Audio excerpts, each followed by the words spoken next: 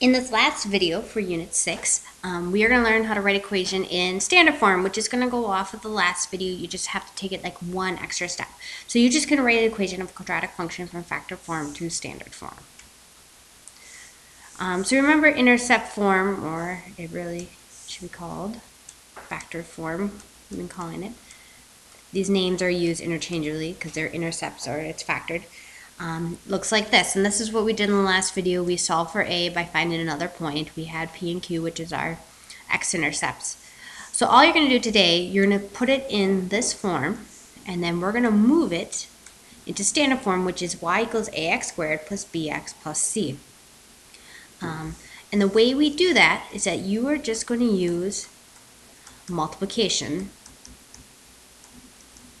of your polynomials.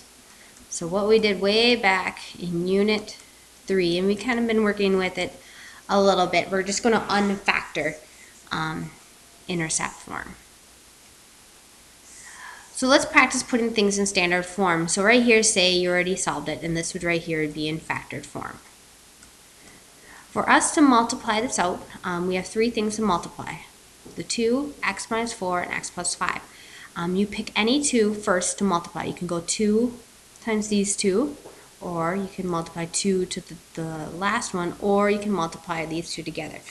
I always like, and you can do your own preference, to multiply these two together. And I'm actually going to show it both ways to show you get the right answer. So if I multiply these two together first, I can use my box. I have x and 4, x and 5. Get x squared, 4x, 5x, and 20.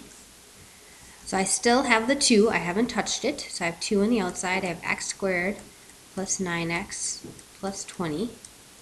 So I get 2x squared plus 18x plus 40. And then I still have y equals. Alright, so the other way I'm saying it doesn't matter who you multiply first. If I go 2 times this first, so 2 times 4x minus 4 is 2x minus 8. I just distribute the 2. Notice I only multiplied to 1. It's not going 2 times both of these.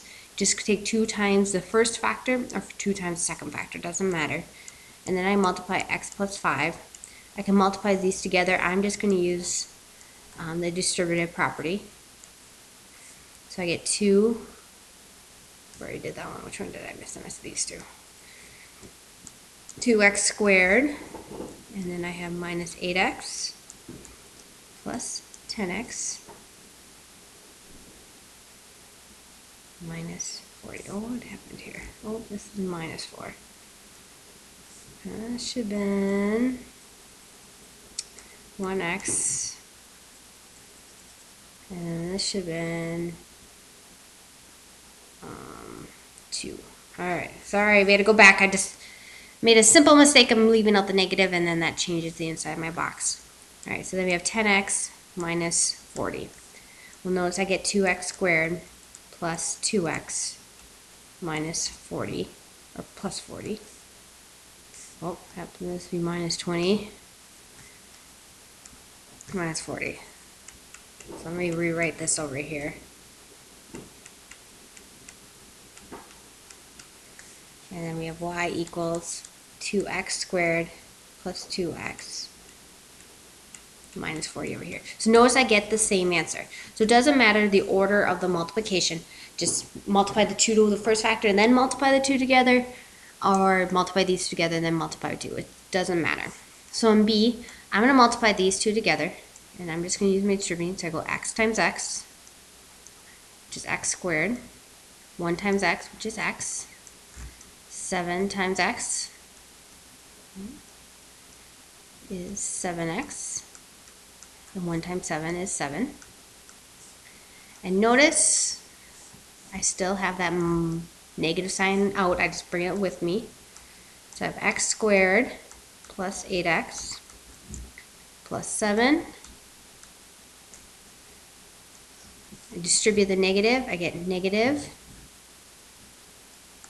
x squared minus 8x minus 7. I can distribute y equals. Again, I could distribute the negative to this first, and then I'll still get the same answer, kind of like what we did over here. All right, so we're going to write the equation of the parabola. We're going to put our final answer in standard form, but first we have to put it in factor form. So this is going to be very similar to what we did before. We're going to use the y equals a, x minus p, x minus q. So we need our p and q, so we need our two solutions, which are negative 3 and 4. So I have a, well, y equals a. We have a negative 3, so I need plus 3. And I have 4, so I need a minus 4. All right, so then I need some other point, and the only point I have really is the y-intercept, which is at 0, negative 24. So remember, that's your x and your y. So I go negative 24 equals a, 0 plus 3, 0 minus 4. I'm going to do some quick math here. So this is 3 and negative 4. Multiplying together, so 3 times negative 4 is negative 12. A equals negative 24. I just wrote it up here instead of rewriting it again. Divide by negative 2, or negative 12, sorry. And then A equals 2. Alright, so my equation in factored form is 2, and 2 makes sense because it's opening up. X plus 3 and x minus 4. Alright, so that is in factored form, which is where the previous video did. So now we need to put in standard form, so we're just going to multiply this out. Again, you either can multiply these two together or multiply 2 with one of these and then multiply the other one. It's going to be in 2 steps. To show you another one, I'm just going to multiply 2 to the first one. Go 2x plus 6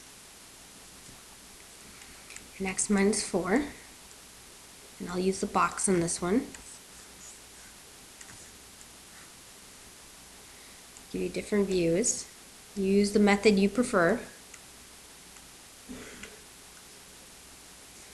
I get 2x squared, 6x, negative 8x, negative 24. So my final answer is y equals 2x squared. 6 and negative 8 is negative 2x minus 24. That is it in standard form. So again, this is the only thing that's different is doing this part right here. Alright, so let's look at B. We find our two intercepts. So y equals a. They're both positive, so I need to go minus in here. X minus 1, it's 2, so I need to go x minus 2. Find another point. Again, I know it's my y-intercept. It's 0, negative 2. So I plug that in for x and y, get negative 2 equals a. 0 minus 1, 0 minus 2 gives me negative 1 and negative 2 and a. So 1 to negative 2 is 2a equals negative 2. Divide by 2. A is negative 1. So my equation in factor form is negative 1, x minus 1, x minus 2. Alright, so that's factor form, but again, my directions say put it in standard form. So multiply out this one. I'm going to multiply these two and then distribute my negative 1.